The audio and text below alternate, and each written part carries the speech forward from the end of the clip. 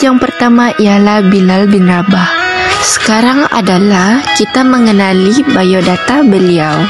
Nama beliau ialah Bilal bin Rabah. Nama ibu beliau adalah Hamamah. Kunyah adalah Abu Abdullah. Asal beliau dari Habsyah. Beliau wafat di Damsyik pada tahun ke-20 Hijrah pada zaman Khalifah Umar Al-Khattab radhiyallahu ketika berusia 63 tahun. Seterusnya bukti keimanan.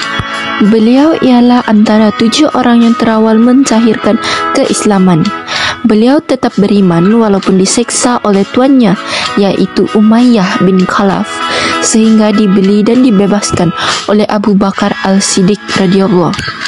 Beliau juga dilantik sebagai muazin pertama dalam Islam. Beliau banyak menyertai peperangan seperti Badar dan Uhud. Tidak lupa juga dengan iktibar daripada keimanan Bilal bin Rabah radhiyallahu. Yang pertama ialah kita hendaklah mempertahankan akidah Islam dengan segala kekuatan yang ada agar tidak mudah terpesong daripada ajaran Islam yang sebenar.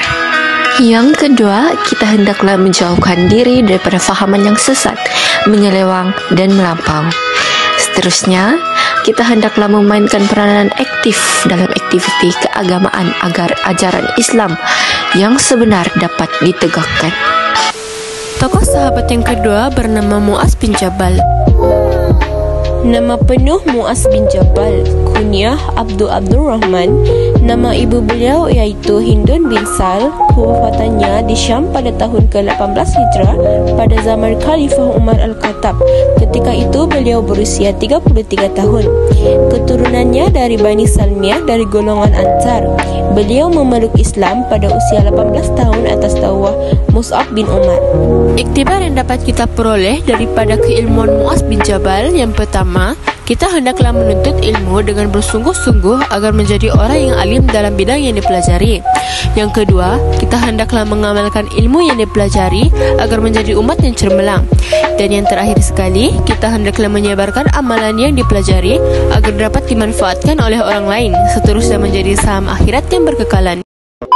Tokoh sahabat yang ketiga ialah Abdurrahman bin Auf radhiyallahu. Untuk biodata sahabat Abdurrahman bin Auf radhiyallahu, kunyah Abu Muhammad, nama ibu beliau Ashifa bin Auf bin Abdu bin Al-Harith. Keturunan beliau dari Bani Zuhra bin Kilab daripada golongan Muhajirin. Beliau wafat di Madinah pada tahun ke-23 Hijrah pada zaman Khalifah Utsman radhiyallahu ketika beliau berusia 72 tahun, dan juga beliau dikebumikan di Al-Baqi. Seterusnya bukti keimanan. Beliau berusaha dengan kemahiran dan modal yang ada tanpa mengambil kesempatan daripada ihsan orang lain seperti tawaran sejumlah wang yang banyak oleh Sa'ad bin Rabi'. Keuntungan yang diperolehnya dikongsi dengan orang lain. Beliau juga hartawan yang bersikap zuhud dan tawadu. Tidak lupa juga dengan iktibar daripada keimanan Abdurrahman bin Auf radhiyallahu. Yang pertama, kita hendaklah berniaga dengan jujur dan amanah agar rezeki diberkati oleh Allah Subhanahu wa taala.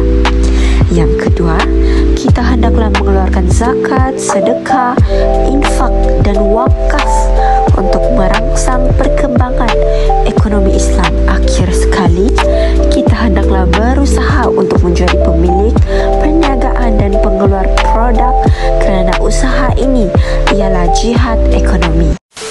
Dan tokoh sahabat yang terakhir ialah Khalid bin Al-Walid. Nama penuh Khalid bin Al-Walid, kunyah Abu Sulaiman. Keturunan beliau dari Bani Makhzum. Kewafatannya di Syria pada tahun ke-21 Hijrah pada zaman Khalifah Umar bin Al-Khattab. Ketika itu beliau berusia 60 tahun. Antara bukti kepahlawanan beliau, yang pertama, banyak menyertai perperangan pada zaman Rasulullah SAW, antaranya perang Mu'tah dan perang Hanin.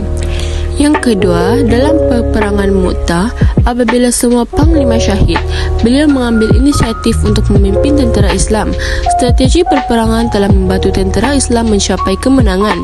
Beliau digelar oleh Rasulullah SAW Saifullah Al-Masun, yang bermaksud pedang Allah. Dan yang ketiga, Abu Bakar radhiyallahu anhu melantik Khalid sebagai panglima untuk menentang nabi-nabi palsu seperti Musallamah Al-Khazab dalam perang Yamamah, penentang tentera Parsi seperti dalam perang Zat As-Salasil, dan tentera Rom seperti dalam perang Yarmouk.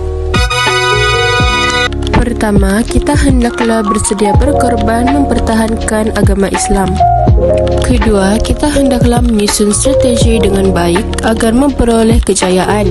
Dan yang terakhir, kita hendaklah berjuang bersungguh-sungguh untuk menegakkan ajaran Islam yang sebenar.